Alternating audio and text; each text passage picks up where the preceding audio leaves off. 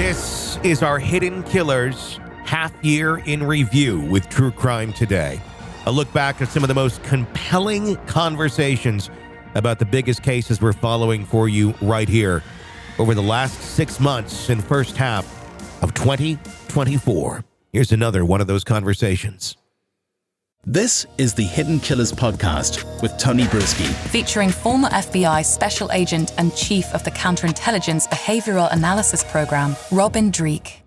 Alec Murdaugh doesn't look like he's going to be seeing the light of day other than in a prison yard for pretty much the rest of his life.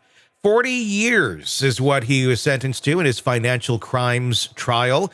After failing a polygraph test, he made an agreement with the feds saying, hey, I'm going to take this. I'm going to tell you everything about the money, where it all went, what happened to it. And guess what?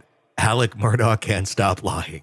I don't think anyone was surprised by this, but I think it probably did play a role in them choosing to give him the heftiest sentence they possibly could. 40 years in a federal prison for these financial crimes. Robin Dreeke, retired FBI special agent, joining me to discuss. Are you at all surprised by this latest development in the world of Alec Murdaugh? Yes and no. And I say yes and no because I'm never surprised by the level of delusion of Alec Murdaugh. But surprise in the polygraph, polygraph is such a wonky piece of technology. It's challenging because the polygraph measures physiological responses to stimulus. Mm-hmm.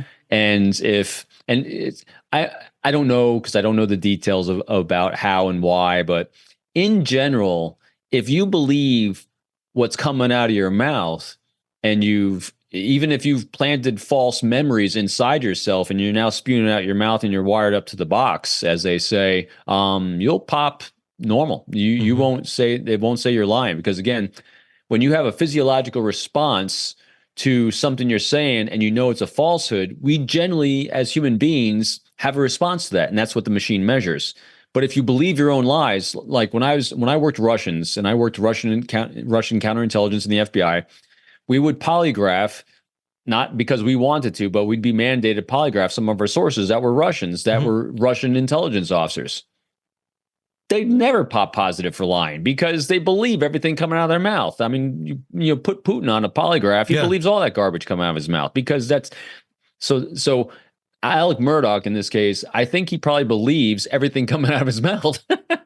Except he failed. I know, which is even kind of funnier because, he doesn't even. So in other words, he doesn't even believe his own lies. I guess and that's an interesting, thing because I think a lot of us have been wondering, does he believe these lies? Does he just tell himself something and then that's how he operates because he truly believes it?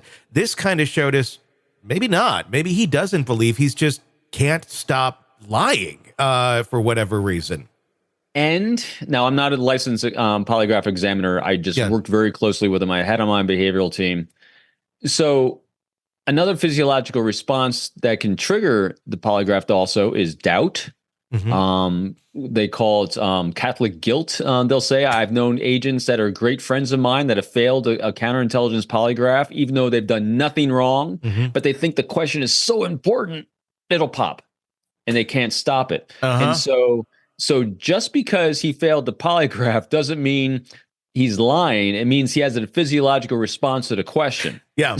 I can think of, go ahead. This is why the polygraph's not admissible in court, because you see all these tendrils with it. Sure. It's a complicated thing. It says what the polygraph does is it says we have an issue with this question in your head. Let's explore what that is. I remember when I brought one of my team members on, I'd only had 2 team members in my tenure running the team that were polygraph examiners.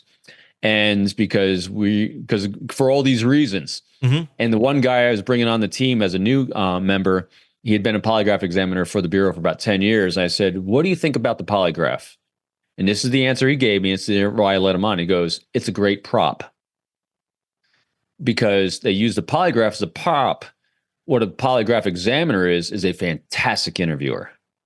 And so if they can compel you to want to share more truth because you think you're going to pop on a polygraph or have a physiological response, and they do all kinds of games or they'll play with you a little bit and say, listen, here's where the pop is. But anyway, it's a great interviewer that gets to the truth.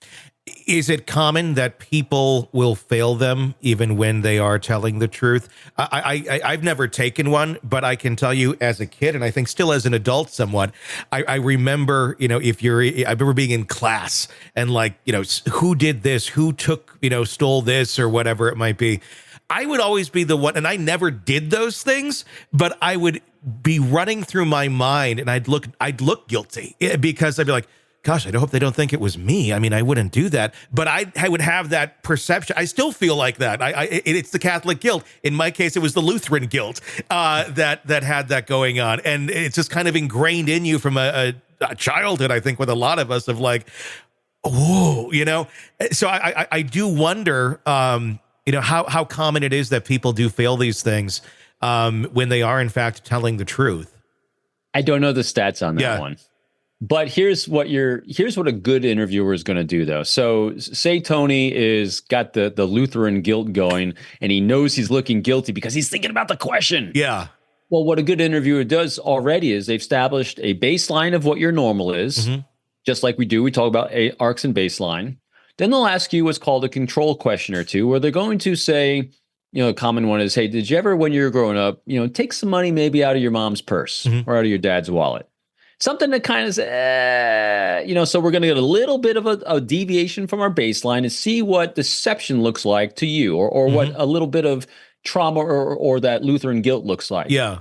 That way, when I ask you another question later on, that is actually the real question, I'm going to be able to judge that and gauge that against that control question. Okay. So if you spike really hard non-verbally on the next one, we got a deeper issue going on here. We need to explore that more. Or if you kind of maintain either at that baseline of the control question or below, all right, I think we can probably move on. Yeah. So that's what we're doing. So a good interviewer is going to be kind of throwing in some questions that are going to cause some stress, because what we're looking for, what the polygraph is measuring really, and what we're all doing in a good interview is we're measuring, interpreting stress, deviations from the baseline of comfort to see what stress looks like.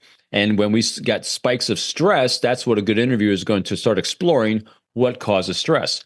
Sometimes deception can cause stress, which is what the polygraph measures, but also bad memories, guilt, shame. That's also very stressful for us as well. That's why we don't jump to conclusions on what causes stress. We just explore it and become very curious about what causes stress. I know, long narrative, Robin, explanation on it. No, it's great. One more on Alec. Obviously, it looks like he's behind bars for the rest of his life, even if the murder conviction is overturned. Do you think he's still going to fight that? Do you think we've not seen the end of Alec Murdaugh yet? Do you think he's still going to keep pushing this and try to get a retrial on that, even though either way he's in jail forever? I wish I could figure him out. I don't know. I really, my initial impressions on him were, all right, we got a drug addict because he was addicted, and so I think that ruled a lot of his unhealthy behaviors. I think he came up he had a family arc of feeling safe and control of his environment because they basically ran the whole area, his whole family for generations. And then I had an inclination that as he got sober, especially behind bars, that he was kind of having some aha moments of reconciliation. I'm going to own it. I'm going to own my behavior. And maybe because of the court clerk, I might be able to overturn one and maybe not serve the rest of my life in jail if I can own it in one area and show contrition here. So I really thought he might be kind of trying to find a way maybe not to die in jail, but maybe spend the last only year of life maybe outside of jail, by being honest, forthright, and transparent with his behavior. But I don't know. It's kind of gone all. And then we learned it's Alec Murdaugh. Yeah, he's just not. I think he screwed up that brain of his so bad it might not be fixed. Yeah. Sick of the ads? We are too. Start listening with no commercials now and get access to all of our episodes in advance of everyone else. Become a True Crime Today Premium Plus subscriber on Apple Podcasts. Search True Crime Today Premium Plus on Apple Podcasts or go to our podcast page and sign up now. True Crime Today Premium Plus. Sign up now.